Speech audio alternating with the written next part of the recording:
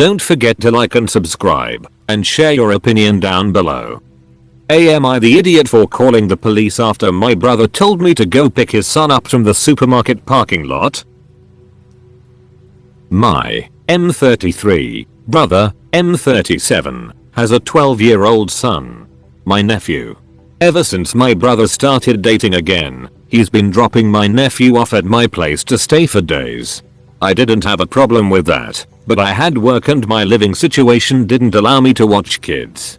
Everyone in the family does not help and my brother uses this excuse to dump my nephew on me and go out for dinners, parties, holidays. I was getting tired of his one last favor, I promise nonsense. I tried to find a solution. I yelled at him, I blocked him, I called him a bad father, but he just doesn't care. And with his girlfriend in the picture the issue got bigger obviously. I found myself feeding, cleaning, helping with homework, taking to school. I felt like I was my nephew's dad. I was only doing it for my poor nephew. But I decided enough was enough. My brother begged me to watch my nephew for 2 weeks so he and girlfriend can go to a winter resort to snowboard and ice skate and enjoy the mountains and the fresh air. I said no. I have plenty of work and I can't take my nephew in. My brother insisted for days and kept begging. Again saying no one wants to help or take responsibility. I decided to ignore his calls and hope he'll stop. Yesterday, I grabbed some coffee and went to work immediately because I was late, and I already had a long day ahead of me. I got a text from my brother telling me he and his girlfriend just left for their vacation and that he dropped my nephew at X supermarket, and I should go pick him up and take him home with me. I was absolutely stunned. I kept reading the text over and over. I was so damn angry he started calling. I decided to text him no and wait, hoping he'll realize this was a bad idea and turn around and pick his son up. Or have another family member pick him up. But 15 minutes later a massive amount of missed calls and texts from family calling me names telling me that it's my fault. My nephew is waiting at the supermarket parking lot and demanded I go pick him up and take him to my house. I lost it. I called the local police anonymously and reported that there was a kid left in the parking lot. Next thing I knew the police took my nephew. My brother came back and cancelled the trip and was being questioned along with his girlfriend. My mom and the family are livid, saying it was my fault and I should have picked my nephew up. Now I caused my brother trouble. Claiming my brother already took my word and thought I agreed to take my nephew, but I showed them the text that he deleted, which made my brother more guilty. My family call me an idiot when they wouldn't take my nephew in but expect me to do that girl helping for so long. To add info, my nephew's mother is deceased. My brother had a girlfriend who was a very generous and kind person, but she left in 2020. Now he's with his current girlfriend who in my opinion is a toxic person and irresponsible. Not the idiot you helped when you could.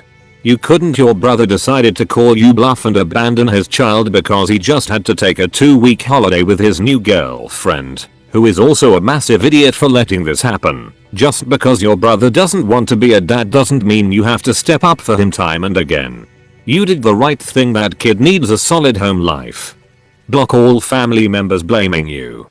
They're unreasonable and your brother is beyond irresponsible. He deserves to have his kid removed permanently. The untold emotional damage he's doing due to the frequent abandonments must be enormous. I feel terribly for the 12 years old. As for you, you absolutely did the right thing and hopefully this poses a huge wake-up call to your brother. Not the idiot. Not the idiot. And good on you for having the balls to do the right thing by calling the police. So many people are just pushovers and thus enable selfish people like your brother. By the way, your brother is a huge manipulator. Make sure his girlfriend sees your text saying that you wouldn't take the 12-year-old, so she knows what a big liar her boyfriend is. Hopefully she leaves him.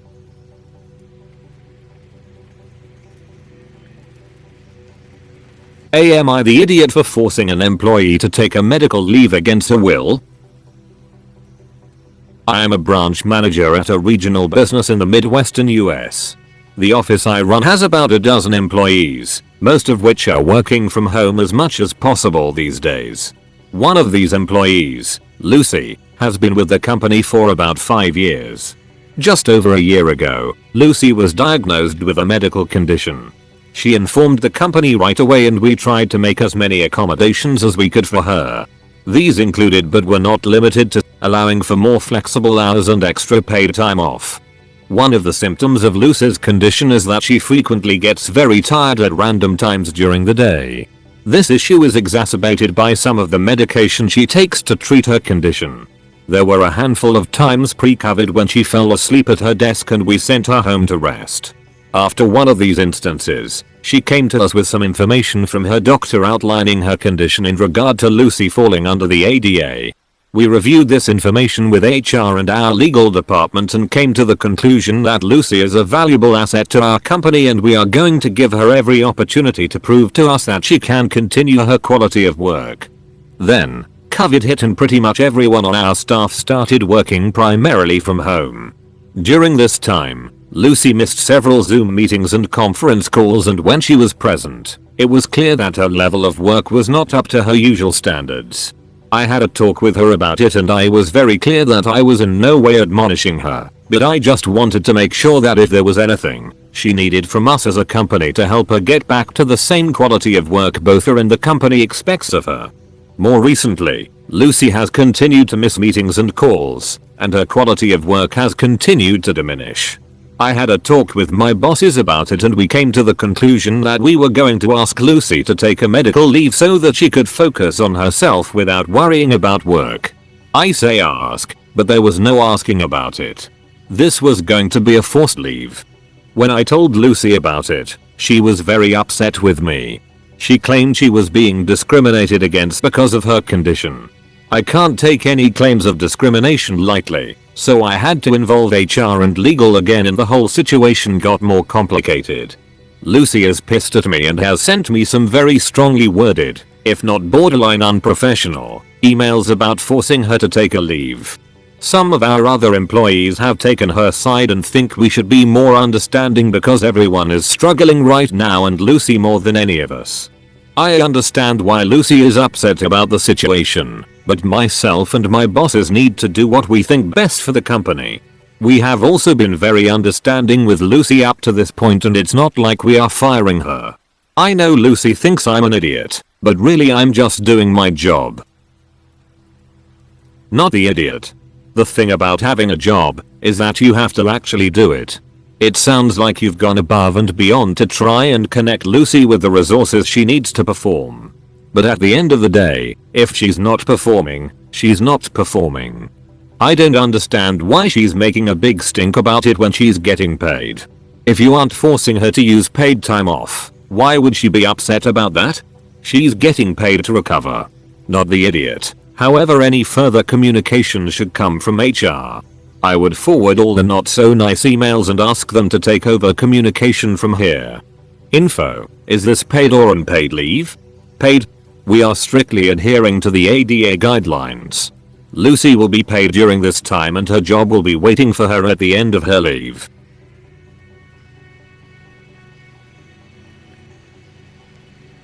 Am I the idiot for insisting my fiance work? About 10 years ago, after college, I started a company. It did well and I ran it for a few years then sold it. It sold for a really nice amount but not enough to live in the lap of luxury forever. So, I took the money and paid off my debt, bought a house, a nice house but certainly not a mansion, set up an emergency fund, and put the rest into an annuity that pays me monthly for the rest of my life. The annuity pays just enough to cover my normal expenses. Property tax and insurance, car lease and insurance, utilities, etc., with a little left over each month for food and stuff. Basically, I could live off the annuity for the rest of my life if I had to, especially if I got rid of the car lease and ate frugally. But there's not enough to really take vacations or for any kind of luxuries or fun. Plus, I'd get bored doing nothing. So, I still work. I do a job I enjoy for spending money. If it matters, I work in a liquor store. I'm really into beer and spirits and love my job. Now the problem.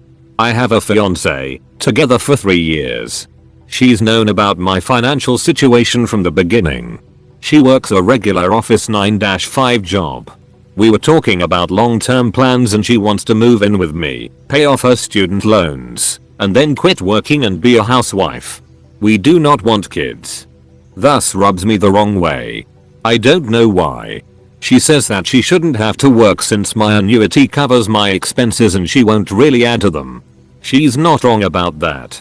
We typically spend most of our time at my house anyway, so she's probably right, the numbers won't change. Her car is paid off and she says she doesn't really need one anyway. She also says she doesn't need fancy vacations or to eat at fancy restaurants or to buy luxuries. She just wants to not work ever again. I told her this doesn't work for me. I like to travel. I like to save up for frivolities. I also don't like the idea of having a housewife who does nothing all day. I can't really articulate why. I work even though I don't need to, and I think she should too. Even if it's like my job, where it's basically a hobby. She says I'm sexist and controlling for making her work when I have the guaranteed income to support us. I'm honestly having a hard time coming up with a valid reason why I care that she works at least a minimum wage job. It's more of a feeling. Like, I think I would see her as lazy or a mooch or something, but I can't really explain why to her that doesn't involve calling her those things. And I wouldn't even expect her to contribute to the bills. I just don't want someone sitting around all day. And my reasons for working, vacations and stuff, don't appeal to her. We've talked about this a couple times and it doesn't go well, because I can't give her a reason to work beyond "I want you to." Double quote. She says I'm the idiot for making her work despite the financial situation. I don't think I am. Not the idiot. She literally said she wants to marry you so that you'll never have to work again. The reason you are feeling off about it is because she told you up front. She doesn't want to pull her own weight. She doesn't want to be a partner. She wants to be a kept woman who does nothing and has everything handed to her. That's a huge red flag. This is all true. But OP, the real reason you feel uncomfortable with it is values. You have different values. She thinks work is just to support yourself. You, clearly, think work has value in itself. You also have interests outside the home and you want a partner who feels the same way. This means that you and your GF are not a good match. Start looking for the exit. BC, this relationship is not long term. Not the idiot. Not the idiot, you have the freedom of doing what you love and you want to use that extra money to travel and have new experiences. If she said that she wanted to quit her job in order to find something she really enjoys, like you do, then it would be a completely different story, or if you had wanted to have children, it would also be a different situation. But your plan is being just the two of you, and the arrangement in which you would be earning money and she would just sit at home is, in my opinion, waste of great potential.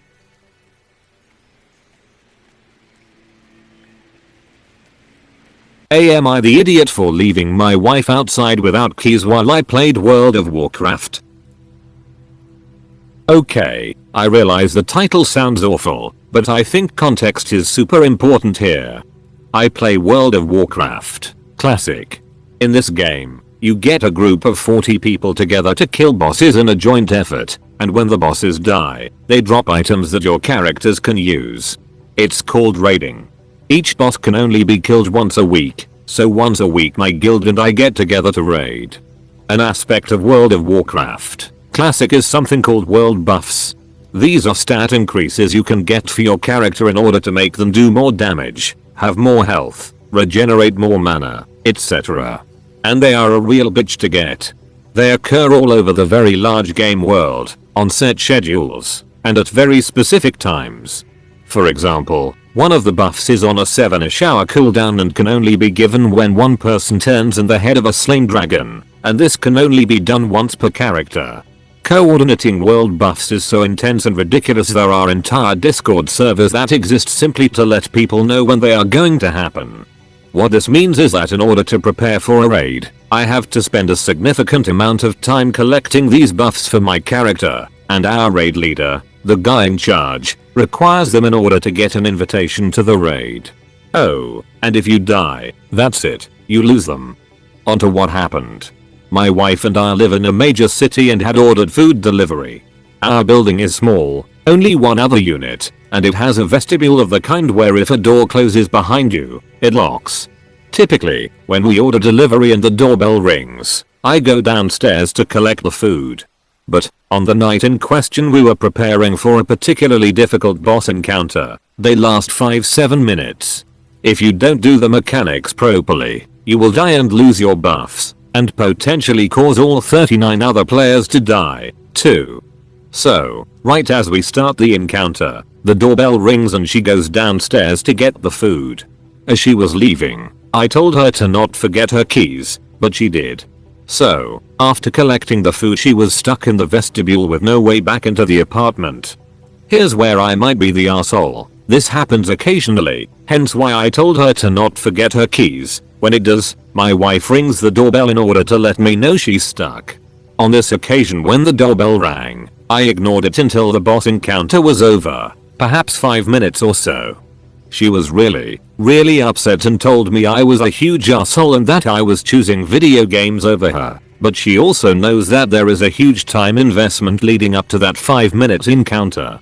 It's not like she wasn't safe, the front door was locked, and it wasn't cold in there. She just had to wait 5 minutes, and then I went and got her. So, Reddit, am I the idiot? You are the idiot. You left your wife outside so you could collect imaginary electronic rewards. Find a game that can be paused if you're going to do that sort of thing. I hope you don't have children, because you won't be able to leave a baby to cry for hours while you play video games. I'm going to go against the grain here and say everyone sucks. You suck because while I understand how much work and time and effort went into this game, it is just a game. It's hard to validate to your wife or anyone else why you chose a game over them.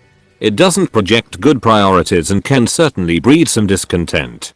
Gaming is a fun hobby, but at the same time people should be more important. Your wife sucks for forgetting her keys after you specifically reminded her and then throwing a huge fit about having to wait 5 minutes. There are consequences to her actions. What if you were taking a dump? Or were in the shower? Does she expect you to waddle out of the bathroom and come to her rescue? Not the idiot. I'm really surprised by all the "you are the idiot" votes here. There is no question that your wife is more important than video games generally, but a 5-minute inconvenience for her which she knew was happening and was warned to remember her keys does not trump hours of work on your part, not to mention the other people relying on you. If it had been a half hour, or if she had no warning, it might be another story, but this is ridiculous.